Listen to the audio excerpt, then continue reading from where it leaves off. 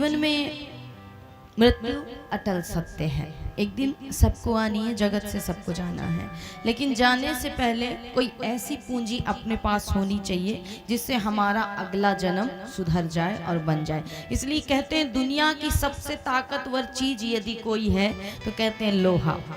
लोहा सबसे ताकतवर चीज है। अर्थात देख लीजिए, लोहा यदि अपने भार से अकेले लोहे को आप छोड़ दें तो बोले जल में वो डूब जाएगा, भार इतना होता है, वजन इतना होता है। लेकिन लकड़ी का सहारा उसे मिल जाता है तो लोहे से नौका बन जाती है और नौके से आप नदी पार कर जाते हैं। इसलिए बोले जगत में यदि कोई सबसे ताकतवर चीज है तो बोले लोहा है।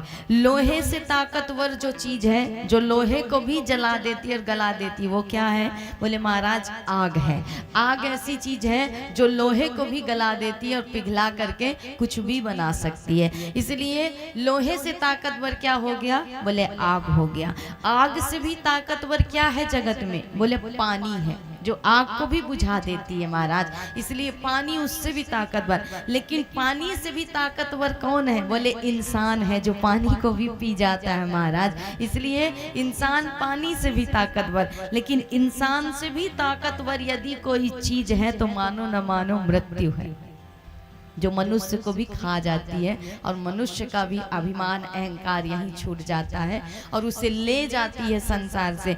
इसलिए मृत्यु इंसान से भी ताकतवर है। लेकिन कहते हैं कि मौत से भी जो ज्यादा ताकतवर चीज है वो है भक्ति। और कहते हैं भक्ति यदि आपके अंदर आ जाए तो मृत्यु को भी भक्ति टाल देती है। ध्रुव जी ने टाला ना, बोले भक्ति के सहारे ही तो मृत्यु पर भी विजय प्राप्त कर ली। इसलिए बोले जगत में सबसे ताकतवर चीज यदि कोई है तो वो है भक्ति महाराज। अपने आप में सब योग हैं, सब ताकतवर हैं, लेकिन जगत में कोई सबसे बड़ी मूल्यवान और ताकतवर चीज है तो वो भक्ति है। इसलिए यहाँ का यही छूट जाएगा। अंत समय सिर्फ कहते हैं सांसों से जो नाम सुमिरन किया वही साथ जाए। कहते हैं एक राजा के पास एक सोने का डंडा था। अपने मंत्री को डंडा दिया और कहा संसार में जो सबसे मूर्ख तुम्हें नजर आए उसे ये डंडा थमा देना। अब वो मंत्री जी निकल पड़े। मंत्री ने देखा एक भिखारी संत के भेष में है, भीख मांग रहा है मंदिर के बाहर बैठ करके। कहते हैं महाराज उन संत के रूप में बैठे उस भिखारी को देख करके, संत थे शिक्षा देने के लिए आए थे लेकिन रूप भिखारी का धारण किया था, मांग रहे थे। शिक्षा देने के लिए संत नाना रूप धारण करते हैं। मंदिर के सामने बैठे थे। कहते हैं मंत्री ने क्या किया? बोले उस डंडे को ले जा करके उस भिखारी को दे दिया, संत को दे दिया और कहा जब तुम्हें जगत में कोई तुमसे बड़ा मूर्ख मिल जाए तो तुम ये डंडा उसे थमा देना। अब एक दिन की बात है कि राजा का स्वास्थ्य बिगड़ गया, राजा का अंत समय नजदीक आ गया। राजा को ये आभास हो गया, हर व्यक्ति को मृत्यु से पहले कई ऐसी चीजें नजर आने लगती हैं कि उसे ज्ञान हो जाता है, आभास हो जाता है कि मेरा अंत समय नजदीक है। कहते हैं राजा को भी ये बात पता चली। अब वही संत जिनके पास वो सोने का डंडा था वही उसी राजा के पास पहुंचे महाराज, जिस राजा ने ये डंडा उन तक पहुंचाया था। वही संत पहुंचे और राजा से कहा कि राजन किस बात के लिए विलाप कर रहे हो? बोले संसार से जाने वाला हूँ। बोले संसार से जा रहे हो तो तुम्हारे साथ कौन जाएगा? बोले कौन जाएगा महाराज? कोई नहीं जाएगा साथ में, क्योंकि दुनिया में सब साथ में थे लेकिन दुनिया से जाने के बाद थोड़े ना कोई साथ जाता है। तो बोले कोई साथ नहीं जाएगा? बोले नहीं जाएगा। ये धन, ये रुपया, ये पद, ये प्रजा, ये अपने या पराए, ये जाएंगे ना कोई साथ में? बोले कोई नहीं जाएगा। जो संत थे उन्होंने कहा ये डंडा पकड़ लो। राजा ने कहा ऐसा क्यों? बोले तुमसे बड़ा मूर्ख कोई नहीं है जगत में। जब कुछ साथ ही नहीं जानने वाला तो इन्हें क्यों बटोर रहे थे ये बताओ? तो तुमसे बड़ा मूर्ख कोई है जगत में? बोले इसलिए राजन इस डंडे के योग और पात्र सबसे बड़े तुम ही हो, ये डंडा तुम ही रखो। बोले ये राजा कोई और नहीं, हर जीवात्मा है महाराज, चाहे हम हो चाहे आप हो, सब वही है कि माया में लिप्त है और जो छूटने वाला है उसे बटोर रहे हैं लेकिन जो जाने वाला है उसे छोड़ रहे हैं। तो हमसे बड़ा मूर्ख कौन है? भगवान ने इसीलिए हमने क्या पकड़ाया है? बोले भगवान हमेशा 50 तक तुम्हें समझाते हैं, साथ देते हैं। उसके बाद भगवान क्या कहते हैं? बोले 50 के बाद 1 लगा दिया जाता है।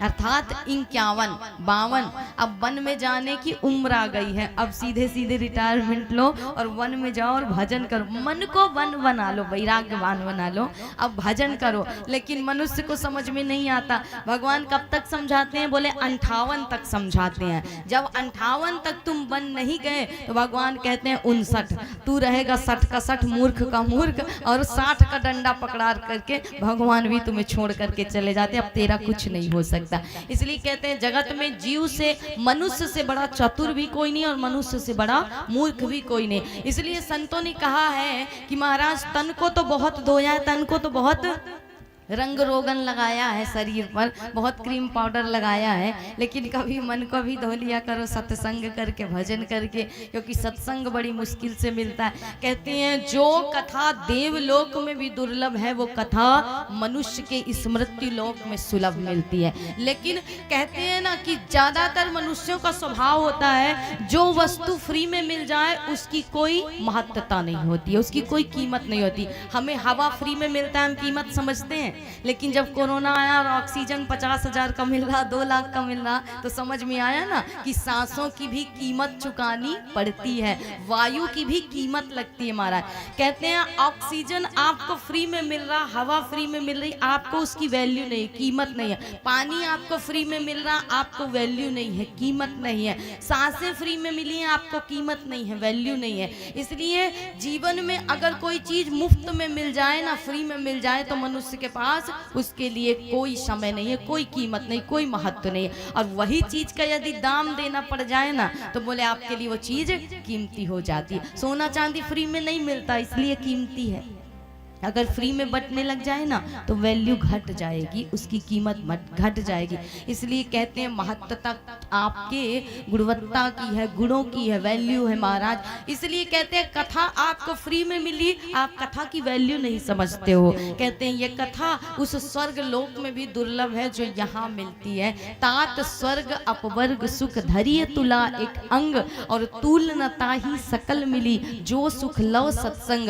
बोले स्वर्ग के उस वैभव में भी ये कथा नहीं मिल सकती, भगवान का नाम नहीं मिल सकता। स्वर्ग में सब कुछ है लेकिन कहते हैं भगवत कथा नहीं है, और मृत्यु लोक में भले सब कुछ नहीं है लेकिन भगवान की कथा सहज और सरल रूप से मिल जाती है। इसलिए मन को मांझना है और मन को हरि में लगाना है इस कथा के माध्यम से। कहते हैं किसी संत से किसी सज्जन ने पूछा कि मुझे जीवन का सबसे बड़ा उपदेश दीजिए, मुझे ज्ञान दीजिए, ज्ञान क्या है?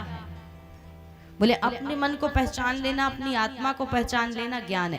कहते हैं संसार से जब इंसान ठुकराया जाता है, संसार को जब इंसान जान लेता है तब वो एकांत को चुनता है। जब समझ जाता है कि संसार में मेरा कोई अपना नहीं, धीरे धीरे उसका मन एकांतिक हो जाता है, एकांत को चुन लेता है। इसलिए संसार से जब व्यक्ति ठुकराया जाता है, संसार में समझ लेता है कि मेरा अब कोई नहीं, तो एकांत को चुनता है। इसलिए कहा जाता है कि सबसे बड़ा ज्ञान है अपने आप को पढ़ लेना, दूसरों को पढ़ा देना ज्ञान नहीं है, अपने आप को पढ़ा लेना और अपने आप को पढ़ लेना ये सबसे बड़ा ज्ञान है। इसलिए संतों ने कहा, जिन सज्जन ने प्रश्न किया कि मुझे उपदेश दीजिए, ज्ञान दीजिए, संत ने कहा बर्तन धोए हैं कभी?